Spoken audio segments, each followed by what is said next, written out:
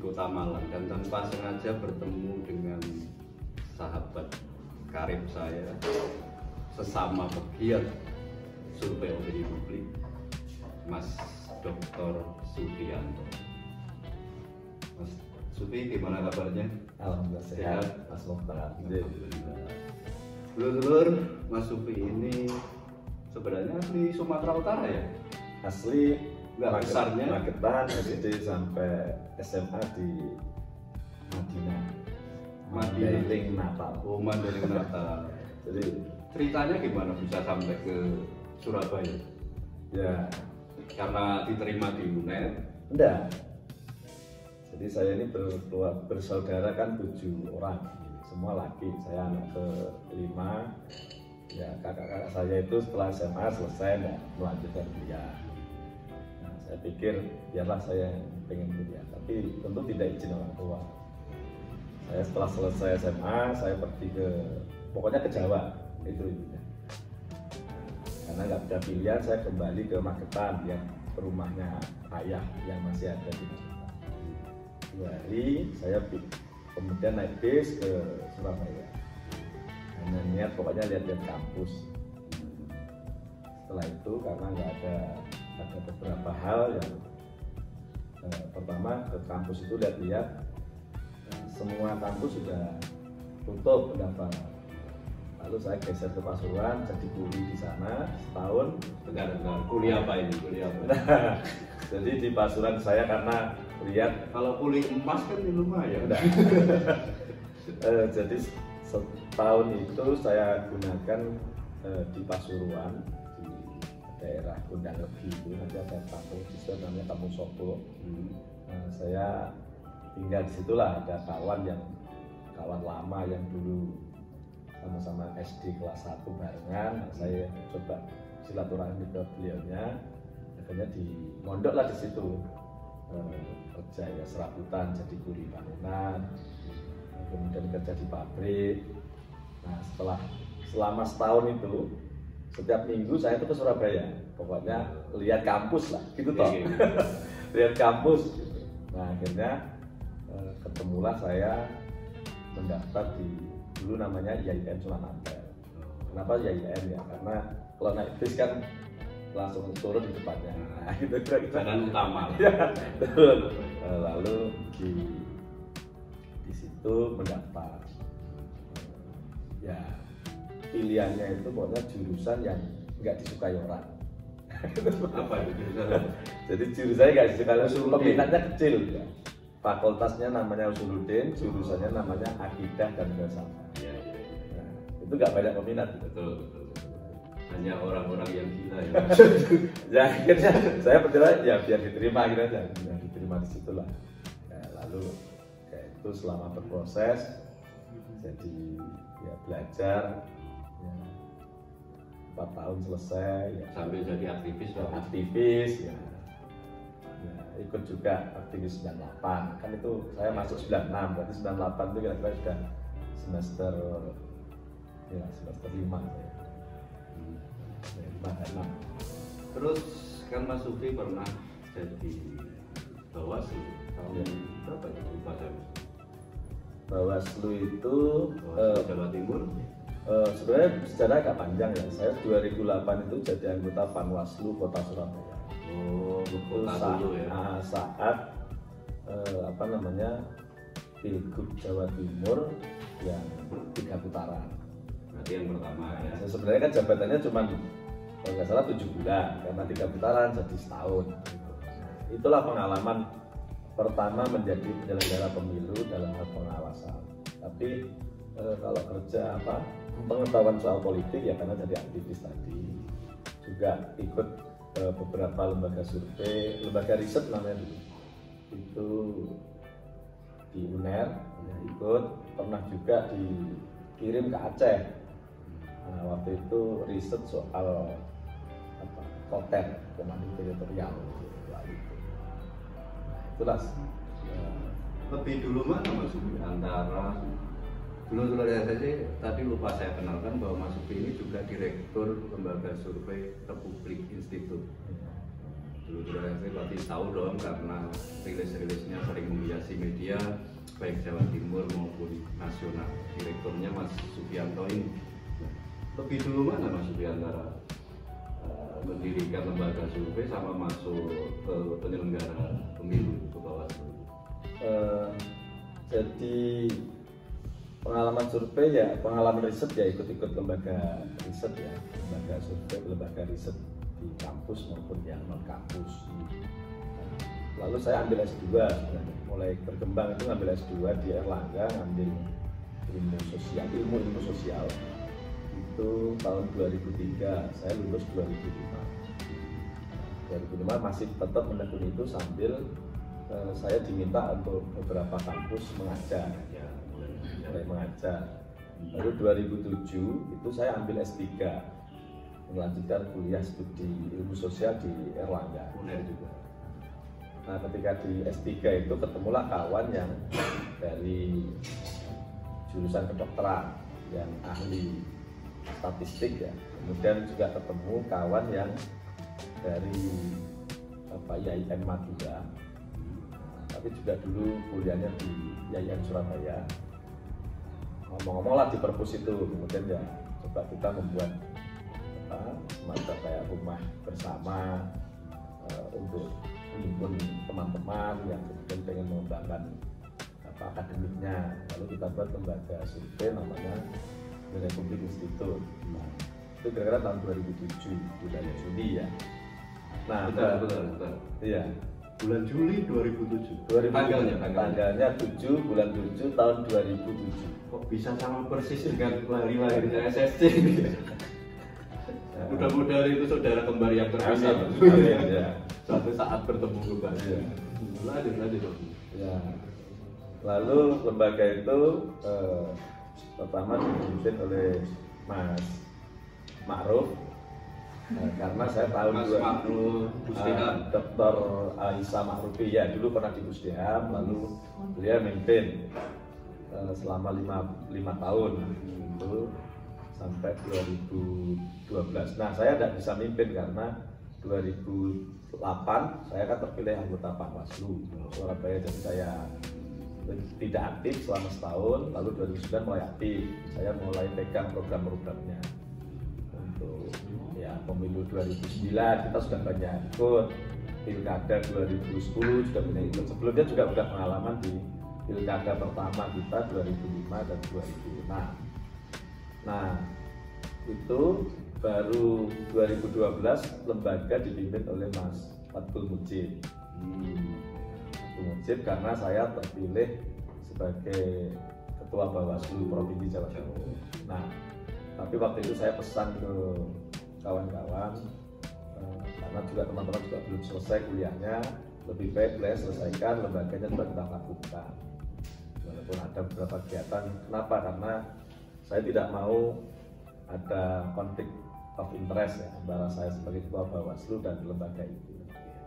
Nah, saya baru selesai 2017, lalu lembaga itu tak aktifkan. Baru saya lah memimpin lembaga ini sampai sekarang. Ini Mas Supi, jujur. Enak mana? Asik mana? Bukan enak. Kalau enak mungkin jawabannya jelas. Asik mana kerja di penyelenggara pemilu di Bawaslu sama di lembaga survei? Ya, tergantung habitnya ya. Karena habit saya itu di kerja-kerja akademik, kerja-kerja ilmiah gitu. Ya ketika jadi penyelenggara itu ya awal-awal itu kaku semua kan. Pekerjaannya ya harus terukur. Jadi kita kalau mau melakukan improvisasi itu betul-betul harus menghitung betul regulasinya.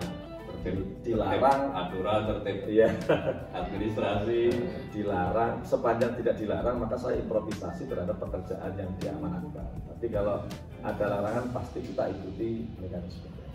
Nah, kebetulan karena itu pengawas pemilu itu nyaris regulasinya lebih longgar dibanding KPU. Nah, jadi kita banyak mengimprovisasi sehingga ketika saya memimpin di Bawaslu itu banyak hal yang bisa kita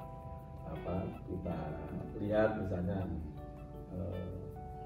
cara mencegah, cara menindak itu kira-kira ya agak menonjol lah di era itu. Berarti mulai memimpin Republik Institute tahun Ya, setelah selesai saya 2017 ya? saya September tidak di Bawaslu 2017, lalu saya masuk di lembaga Berarti sudah sekitar 5 tahun. 5 tahun. Nah, selama 5 tahun memimpin Republik Institute ini masuk. Ya. Apa istilahnya, tantangannya, suka-dukanya. Kadang-kadang kan gini, kadang-kadang dengan apa, tipologi masyarakat Indonesia yang belum terlalu misalnya melek dengan kerja-kerja ilmiah dalam politik, bahkan juga klien-klien kita gitu, termasuk para politisi klien-klien kita kadang-kadang juga tidak semua paham metodologi, paham apa itu riset opini publik dan sebagainya. Itu gimana selama ini tantangan? Ya kalau memang harus sabar ya ngurus lembaga riset itu. Kalau baru muncul gitu pasti sebelum kita bisa membuktikan karya kita itu yang mencibir banyak. Ya, tapi kalau cibiran itu kita jadikan jamu ya, kita jadikan pemicu untuk kita kerja keras ya. Nanti dengan sendirinya orang bisa memahaminya. Nah itulah yang kemudian kita konsentrasi penuh. Apa yang kami siapkan di lembaga itu, pertama saya menyiapkan SDM, karena kalau segi kapasitas kami bertiga yang masing-masing punya disiplin yang berbeda, antara Mas Ma'ruf yang memang basicnya dari kedokteran, memang keahliannya di metodologi kuantitatif ya, dia kepakar kuantitatif. Nah sementara saya kan menekuni ilmu politik dan kepakaran metodologi yang saya ambil kan kualitatif. Sementara ada Mas Mujib yang sekarang sedang menyelesaikan program doktornya di Polandia, itu kan pakar di bidang sosiologi, khususnya sosiologi agama di Jawa Timur. Nah, karena yang berbeda itu kami akhirnya ya bagus gitu mengelola lembaga ini.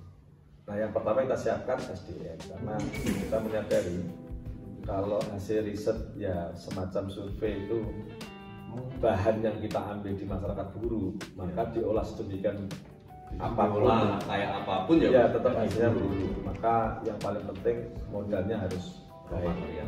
Nah, karena itu kita siapkan enumerator para peneliti-peneliti muda itu betul-betul ya memahami lah, dan syukur-syukur dia sudah mulai ahli di bidang pengambilan data itu. Nah kami rekrut itu, kami semua sekarang adalah anak-anak yang fresh graduate dari Erlangga. Jadi, nah program kami bukan sekedar merekrut, tapi memang setelah mereka bagus ya, yang mau pengen studi ya kita upayakan studi lanjut, yang memang tidak mau ya kita dorong, kita kalau maunya apa, misalnya pengen bekerja tetap di wilayah politik ya, kalau memang minatnya di politik ya akan kita titipkan ke partai. Prinsipnya itulah yang bisa kita lakukan. Terakhir Mas Suki, ya. Sikap lembaga, karena sebagai lembaga survei kita pasti sering menghadapi intervensi dari klien, karena mereka merasa sudah meng-hire gitu ya, sudah membayar atau sudah mengeluarkan sejumlah uang, kemudian berusaha ikut intervensi sampai dalam penentuan sampel atau bahkan hasil. Selama ini bagaimana menghadapi semacam ini? Jadi memang itu tergantung ini ya,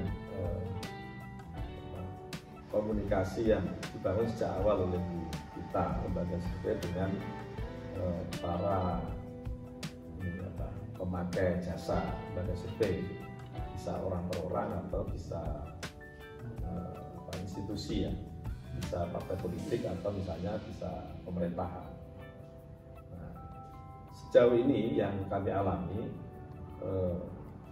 belum ada intervensi sampai mempengaruhi metodologi, sampai mempengaruhi hasil. Gitu. Kami selalu tunjukkan data asli, hasil aslinya, bahan dan data aslinya kita tunjukkan. Nah, yang paling penting kami selalu menyampaikan ini adalah potret. Kalau pemakaian survei mau lebih tinggi lagi, maka kami akan berikan rekomendasi. Justru hasil itu kan menjadi guiding. Ya, rekomendasinya dan kita bisa dampingi terhadap pelaksanaan rekomendasi. Syukur ya, setelah saya mimpin itu di lembaga survei, ya ketika pilgub kita diajak mendorong pilkada Jawa Timur ya ikut bisa mensukseskan. Lalu untuk di 2019 itu untuk partai juga diminta bantuan ya, syukur ya, walaupun suaranya lebih kecil dibanding yang lain, tapi kursinya lebih besar karena orientasinya kan bagaimana mempetakan kursi yang lebih besar. Nah, kemudian di pilkada di beberapa hari yang lalu 2020 itu ya saya mendampingi 2 di Riau ya, sekaligus ini sambil belajar ke Riau, kira-kira kan selama ini pelajaran yang kita miliki kan lokal di Jawa. Nah, saya ingin juga belajar di Riau dengan Melayu dan dengan beberapa identitas lain. Apa mas perbedaannya survei di Jawa sama di Riau? Secara umum perbedaan? Umumnya sama, cuman di sana patron kesukuan itu masih ada yang dominan. Lalu ada pengaruh misalnya di Bengkalis. Di Bengkalis itu khususnya di Pulau Bengkalis dan Pulau Rupak itu masyarakat di pesisir utara itu justru banyak komunikasi ke Malaysia, bukan ke daratan Riau. Nah, jadi ada perilaku yang agak berbeda. Nah, karena memang mereka kalau belanja itu tidak ke daratan Indonesia tapi ke Malaysia. Nah, itu agak berbeda. Nah, sementara di Rokan Hulu yang saya bantu itu calonnya orang Jawa. Lawannya itu adalah betul-betul wakil dari Melayu.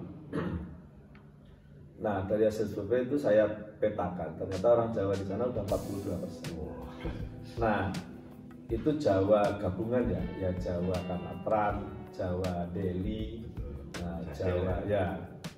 Nah, rata-rata hidupnya itu di Agdeli perkebunan. Nah, jadi memang agak susah disentuh, jadi disentuh betul di sana. Nah, sementara ada Melayu yang cukup besar. Nah, yang menentukan kemarin di kemenangannya saya bantu itu justru Batak. Ada komunitas Batak itu memilih yang calon dari Jawa itu. Nah, kalau di luar Jawa ini pemetaan etnis menjadi penting ya. Baik, dulur-dulur SSC, sebuah kisah yang sangat inspiratif dari Mas Dr. Sufianto. Jauh-jauh dari Mandailing Natal ke Pasuruan menjadi kuli bangunan, buruh pabrik, tapi dengan tekad dan kerja kerasnya berhasil menjadi seorang doktor ilmu sosial, menjadi ketua Bawaslu Jawa Timur, menjadi dosen, dan kini sekaligus direktur sebuah lembaga survei The Republic Institute. Mudah-mudahan kisah inspiratif itu bisa menjadi inspirasi bagi dulur-dulur SSC, bagi kita semua, wanjada-wanjada, selama masih ada kemauan, masih ada upaya, pasti akan ada jalan. Selama ada tekad besar, pasti kita akan mampu meraih capaian yang besar. Assalamualaikum warahmatullahi wabarakatuh. Waalaikumsalam.